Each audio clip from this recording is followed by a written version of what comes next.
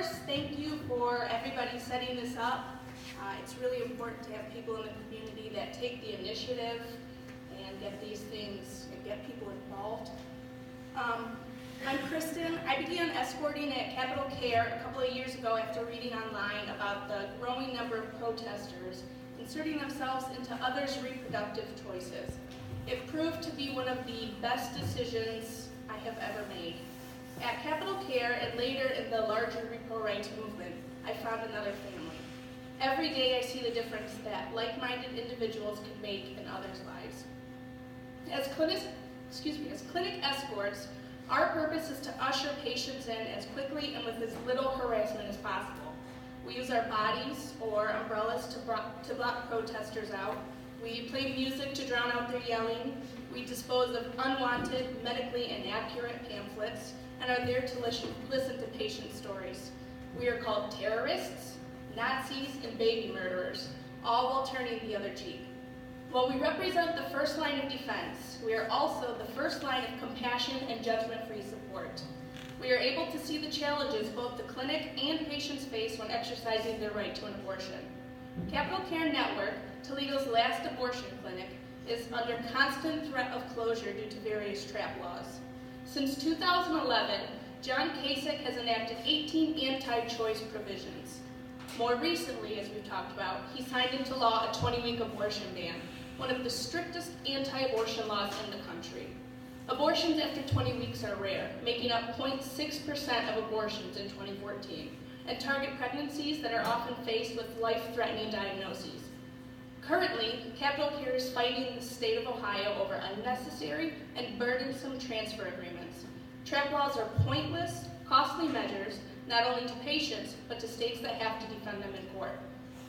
Unfortunately, the anti-choice movement is well organized. Local religious groups frequently hold prayer vigils outside of the clinic, both while it is open and closed. They will walk the sidewalk, sometimes dozens of people at a time, bringing unnecessary attention to the clinics and patients accessing Capital Care services. For the second summer in a row, a congregation of several hundred people marched from St. Catherine's to the clinic while it was open, requiring a parade permit and closure of North Haven, barring access to 2/3 of our parking lot. These conditions create unsafe environments for patients. It creates a hostile atmosphere for those who feel threatened. It blocks the line of sight for those pulling in and out of the lot, as well as bringing in unknown protesters with unknown motivations and intentions. But to be well organized, they must also be well funded. Anti-choice groups have purchased the billboard next to the clinic for decades. I'm sure many of you have seen it that drive down Sylvania. They advertise anti-choice sentiments or misleading crisis pregnancy centers. In 2012, the house behind the clinic was purchased for $23,000, giving anti-choicers access to patients on a shared drive.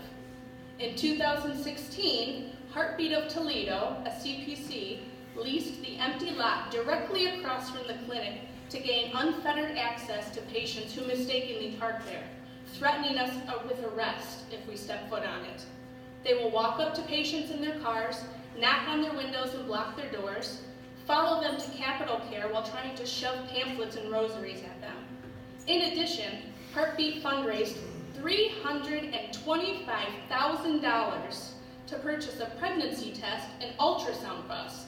They plan on parking in the lot when the clinic is open, with the purpose of stationing volunteers along our sidewalk and convincing patients to go in and talk them out of an abortion. As escorts, our focus is on the patient. We see patients pull up with children in the car, unable to secure or afford childcare during their appointments. Some have supportive partners, some don't. In addition to paying for the abortion out of pocket, as the vast majority of insurance plans do not cover it, many have to take unpaid days off work. If they are traveling to the clinic from outside of Toledo, they must factor in travel costs. And while facing all of the logistical obstacles of securing an abortion, they have to walk through the gauntlet of protesters. They are yelled at, their cars approached by numerous people, all yelling for the attention. "Don't murder your baby," they have to hear over and over.